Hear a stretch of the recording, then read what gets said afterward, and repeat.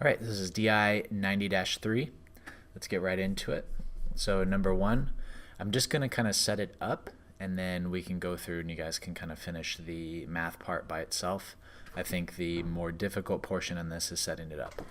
A local buffet charges $7.50 per person for the basic buffet and $9.25 for the deluxe buffet. If 27 diners went out to eat, diners went out to eat, and the total bill was $227. Before taxes, how many chose the basic buffet and how many chose the deluxe buffet? So we know that there's a total of 27 dinners. So the two relationships, total dinners, or total diners, and we have the total bill. So the relationship for total diners, I'll say X is basic and Y is deluxe. So for the total number of diners, X plus Y equals the total number of diners. And then for the total bill, well, now we have to multiply it by the amount.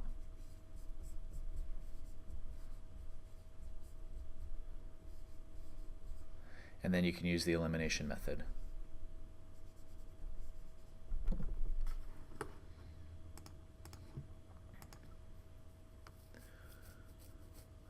So this number two,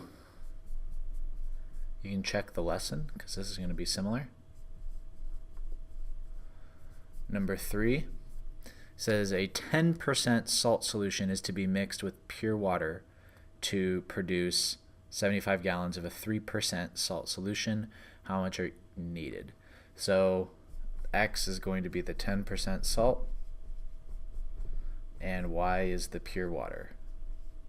So if we're going to talk about how much, right, so that's going to be the first relationship, how much? Well, that's going to be X plus Y equals 75. If I add the amount of salt solution plus the amount of pure water, that's going to give me 75 gallons. Now the next relationship is the percentage of solution. So I can say 0.1x, because that's the salt solution, plus, now when it's pure water, we have to think how much salt solution is in there. There's none.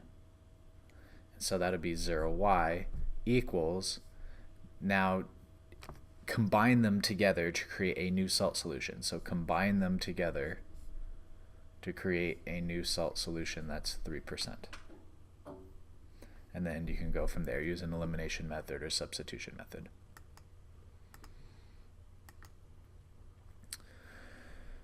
All right, which one? Number 4, why not? So 2x minus y plus z equals 1. 2x plus 2y minus z equals 1. And 3x plus 6y plus 4z equals 9. So for this one, we have to decide, how are we going to eliminate things? It seems either grouping the z's or eliminating the z's first or eliminating the y's first would be the easiest. Why not the z's? So if these equations are 1, 2, and 3, I'm going to pair equation 2 and 1 together, and I'm going to pair equation 2 and 3 together.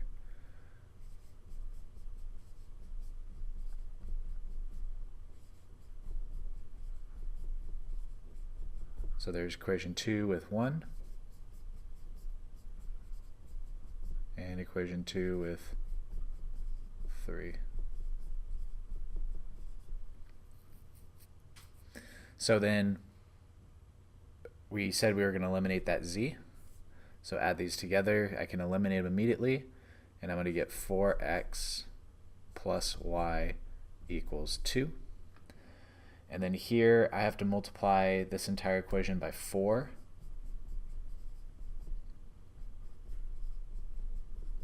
And so when I combine those equations together, that's going to give me 13. The z's will cancel out, 14y and 11x. So now I need to compare these two equations together.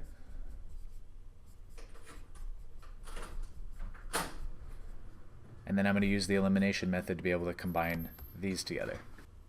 And then you'd be able to continue and be able to finish this on your own. Dot, dot, dot, dot.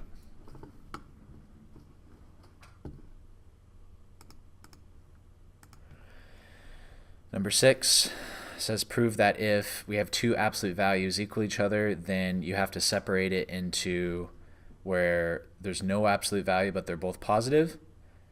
There's no absolute value and one of them's negative. So if I have the absolute value of 1 minus 2x, that's going to be 1 minus 2x equals x plus 1. And then your second equation, so you solve for x, and then 1 minus 2x equals negative x plus 1. And then you solve from there.